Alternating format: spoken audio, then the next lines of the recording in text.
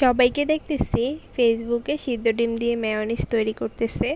আমি প্রায় অনেক দিন যাবৎ ভাবতেছি মেয়োনিজ বানাবো, কিন্তু কাঁচা ডিম দিয়ে মেয়োনিজ বানানোর কারণে আমি সাহস করে বানাতে পারছি না। কারণ মেয়োনিজ কাঁচা ডিম কাঁচা তেল দিয়ে বানাচ্ছে, খেতে জানি কেমন হবে, এই জন্য আমি বাসায় তৈরি করি না।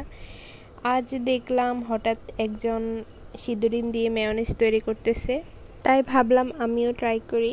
আমি এখানে সিদ্ধ ডিম, তারপর লবণ, চিনি, লেবু এবং গুঁড়ো দুধ দিয়ে ব্লেন্ডার করে নিব।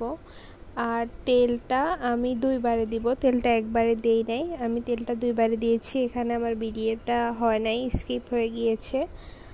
আর দেখুন মেয়োনিজটা কতটা পারফেক্ট আর কতটা সুন্দর হয়েছে। ট্রাস্ট মি, খেতে অনেক বেশি মজা হয়েছে।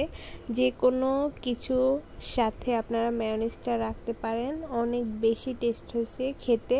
আর এটা ফ্রিজে আপনারা সংরক্ষণ করতে পারেন 1 মাসের মতো। আমি একটা কাচের জারের মধ্যে সংরক্ষণ করে নিলাম, কারণ আজকে আমি আর অন্য কিছু বানাই নাই, অন্যদিন বানিয়ে দেখাবো ইনশাল্লাহ।